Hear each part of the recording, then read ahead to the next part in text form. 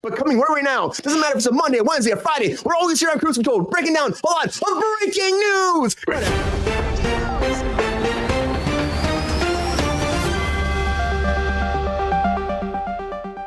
Right now. So the first thing I want to talk about right now is the Oscars, because the Oscars are going down this weekend on Sunday. Very exciting, March 10th at 4 p.m. Pacific time, 8 p.m. Eastern Standard Time. Jimmy Kimmel, of course, is hosting this, and Jimmy Kimmel came forward because everyone's like, oh, you're doing this every year, right? Jimmy Kimmel's the man, 2025, 2026. He's the new staple. He's like, guys, I'm not the staple. You assume too much. I'm not been asked for next year or the following year or whatever. I'm just kind of doing it each year to see how it goes. So nonetheless, again, he might come back. And if he does come back, it would be, he'd be beating out more greats like Johnny Carson, beating out Johnny Carson for the amount of times that he's been on there, but not quite beating out Billy Crystal or beating out Bob Hope, but he's still trying to make it happen. So good for him. And I bet they bring him back. He's been doing very well. So can't wait to see the Oscars on Sunday. And I think it'll be very exciting. I'm excited to see what they do with the 96th annual Oscars held. It's crazy on ABC, so check it out. But you know what? You wouldn't have anything going on if the unions were actually working. And IATSE right now has been negotiating.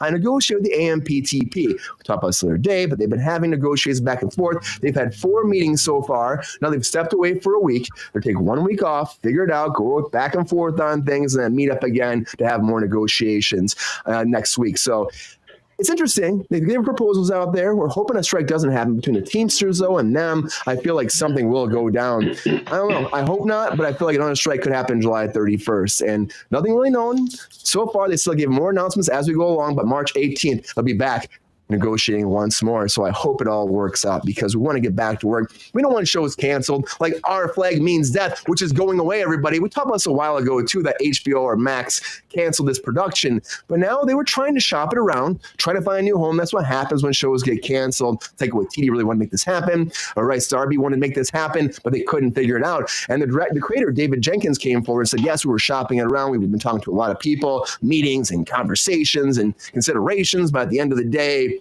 it's done. So they're not going to find a new home. Unfortunately, if you're a fan of this show, you will not have a new home for this. Season 2 is the last one, and it's gone. And it sucks so bad for fans of that show. I didn't check it out, but I want to see it. I'm also mad, though, that Star Trek might be gone, too. Oh, that's right, Star Trek Legacy. This was something to spin off of Picard. Now, I was excited to see where this would go because I love Picard. I thought they did a great job finishing it up, but they wanted to do a branch-off series with 709, with Jack Crusher, who's Picard's kid, and then delve into their universe, like the after effects of Picard. But now the creator came forward saying there's no ideas for that. There's nothing on the table at all. He's actually moving forward to do another production separate from Star Trek. And he's been running Picard the whole time. He's been springboarding all these different Star Trek productions to Paramount Plus. But he said right now, he's got nothing to do with it. There's not a clue happening. Nothing's going on. And people want to see it, but unfortunately, I don't think it's going to happen. But Terry Matalas said, guys, there's no show. There's no Star Trek Legacy coming forward. But there is more Exorcist coming because Exorcist, they spent $400 million on this. They spent $400 million on a production you wanted to do very well. Peppy, I don't know why you're growling, man. I know you don't like The Exorcist. It's okay, man. I know you don't like it. You got scared by it, but you'll be okay. Calm down. But The Exorcist is moving forward. Now, Jason Blum came forward to say, yes, we're going to do another one. We're trying to figure out where it's going to go because we're not really sure quite yet. They spent $400 million. They want to do 3 movies. They did one. It made about $137 million at the box office.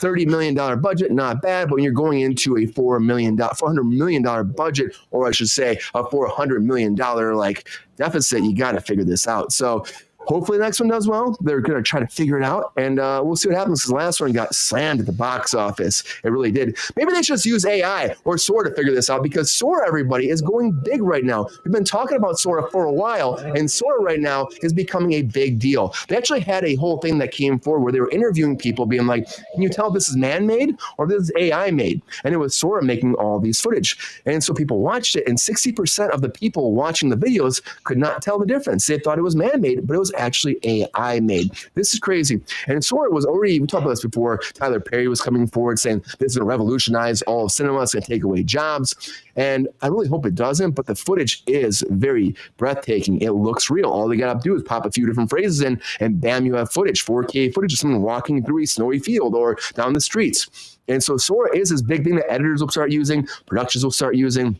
Apparently, it's fooling fans and people that love cinema. So It's scary where it's going. We'll have to see because, it might change the business, but Mark Wahlberg will not change what he's doing because Mark Wahlberg wants to keep doing family films, everybody.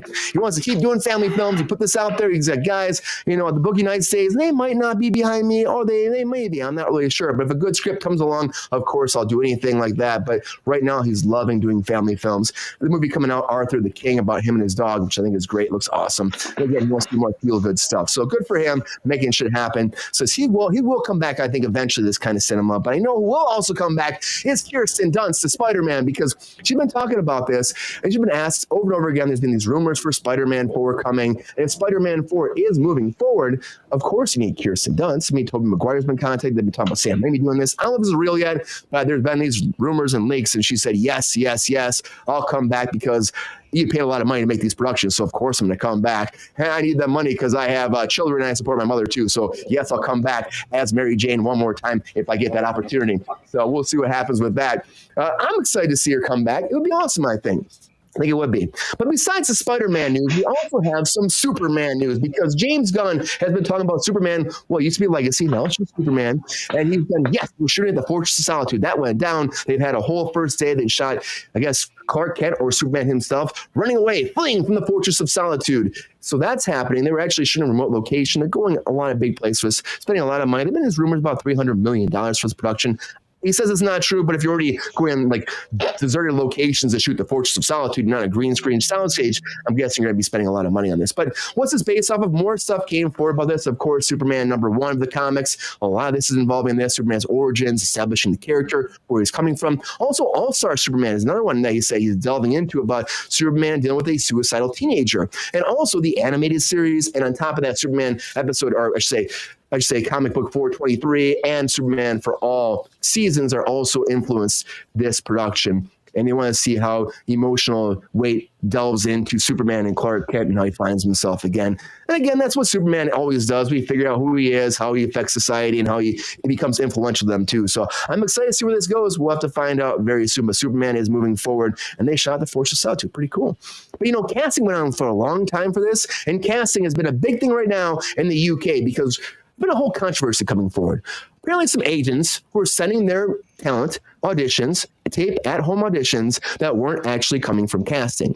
And the UK is pissed about this. They're coming forward. The agents are pissed. All the casting agents are really mad about this. They've actually fired people off from these productions. So the UK Casting Directors Association are the ones going after them right now. They're freaking pissed, and they're condemning this. They're condemning this big time. But the International Artist Management and the Body Talent Agency came forward, and they were giving this to their talent. And this is not right. So far much that what's been going down, too, is that Equity is too trying to implement rules to stop this from happening. Their next contract negotiations going on in April, and people are trying to stop this. Now, that's not fair. You get an audition, it's be great. It's not real. Like, what's your agent trying to do? Are they trying to sneak you in the door? I don't know, but they shouldn't be doing this. It's going to cause more problems for at-home taping. So hopefully they work it out. I think there'll be a lot of issues this moving forward because self-tapes are a big thing moving forward for the industry. And also a big thing moving forward for Marvel is Deadpool 3. And I'm excited about Deadpool 3 so much. But the Juggernaut, how do you not have the Juggernaut in this? But apparently there's no Juggernaut, guys. There's no Juggernaut, or there might be the CG version that Ryan Reynolds did before. But Vinnie Jones from the original trilogy said he's not coming back to do it. They actually came forward and asked him. He's like, I'm the Juggernaut, bitch. But apparently not this time. So they asked him to come forward and do this. And he said that, between the suit and having to drink out of a straw and not being able to take it off and the heat and the physical and the mental wear and tear, he didn't want to do it. And so they couldn't work a deal. But at the end of the conversation, he also said, well, they didn't really have the budget for me to put me in the suit, so I'm not going to do it. So I think it comes down to money. It wasn't the biggest dollar bill that he wanted, so he said, no, I'm not going to do this. But it sucks. I would love to see the Juggernaut in Deadpool 3, especially his rendition from the original X-Men. But no, I'm not going to see it now. We're just not going to see it. But you can see...